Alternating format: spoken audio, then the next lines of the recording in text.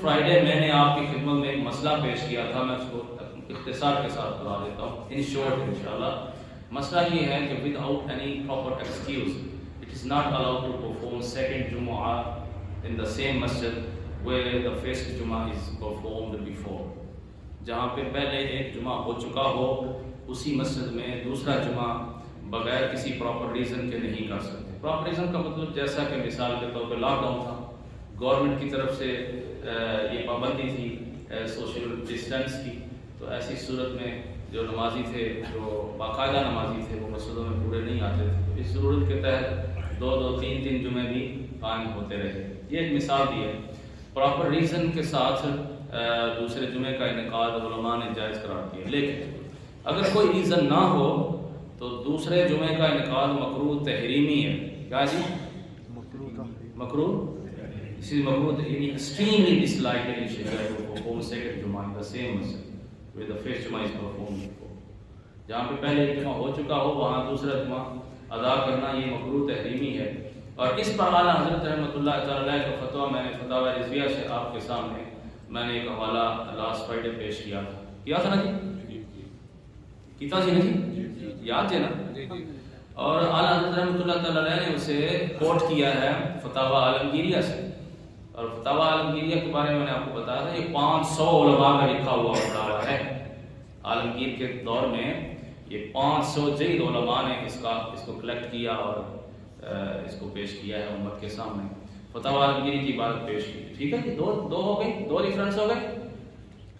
اچھا، میں نے لاسٹ فرائیڈے صرف I discussed just جمعہ، I didn't touch the topic of عید کو میں نے ڈسکس ابھی نہیں کیا۔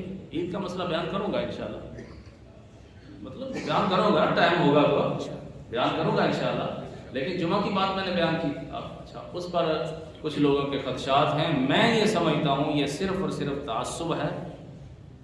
اگر کوئی علم کی بات ہوتی تو علم کی بات کے سامنے علم کی بات آنی چاہیے نا، لیکن بڑا افسوس ہوا ان لوگوں پر کہ جنہوں نے ہمارے لاسٹ فرائیڈے جو مسئلہ ہم نے پیش کیا اس پر اپنے کمنٹس دیے اور اس میں اور جھوٹ بھی بولا، تہمت بھی لگائی، بلیم بھی لگائی۔ اب وہ سارے کو پیش نہیں کرتا، اختصار سے میں اس بندے کو، جس بندے نے وہ یہ لکھا ہے، آپ میں سے میں بھی کچھ لوگ اس کو جانتے ہوں، میرا پیغام اس تک پہنچا دیں۔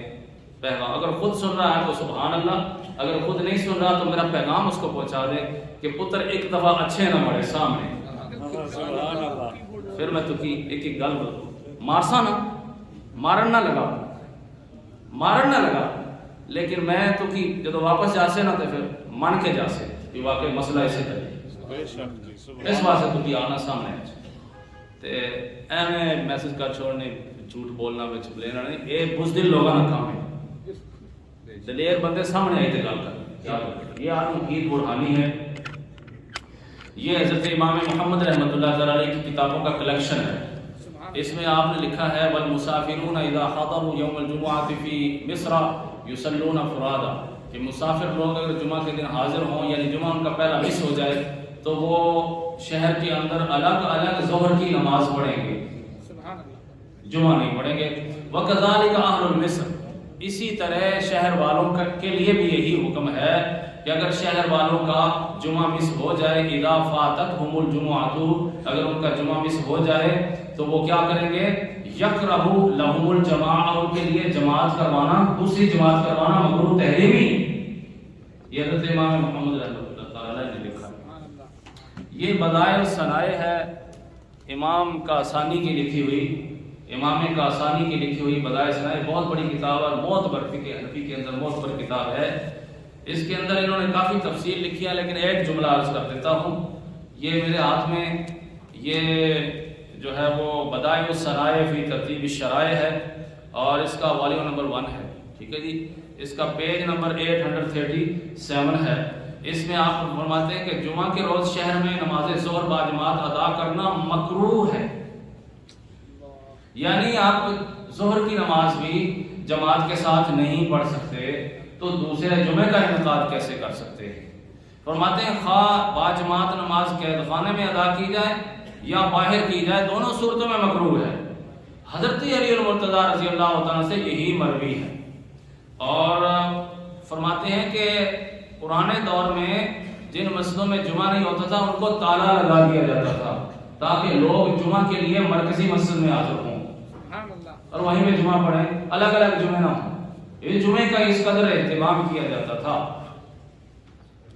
اس کے بعد فرماتے ہیں جو معذور افراد ہیں شہر میں باجماعت نماز ادا کرنے کی ان کو اجازت نہیں، باجماعت نماز ادا کرنے کی ان کو اجازت نہیں، کیونکہ ایک جگہ جمعہ ہو رہا ہے، جب جمعہ ہو رہا ہے تو باجماعت ظہر کی نماز بھی نہیں پڑھ سکتے، چلے جائے کہ وہ جمعہ کا انکار کرے۔ تو یہ علامہ کاسانی رحمۃ اللہ تعالیٰ نے بدائع الشرائع میں لکھا ہے۔ یہ فتح القدیر ہے جی، امام حمام رحمۃ اللہ تعالیٰ علیہ کی لکھی ہوئی، امام کمال الدین۔ آپ نے اس کے اندر بھی یہی مسئلہ بیان فرمایا ہے۔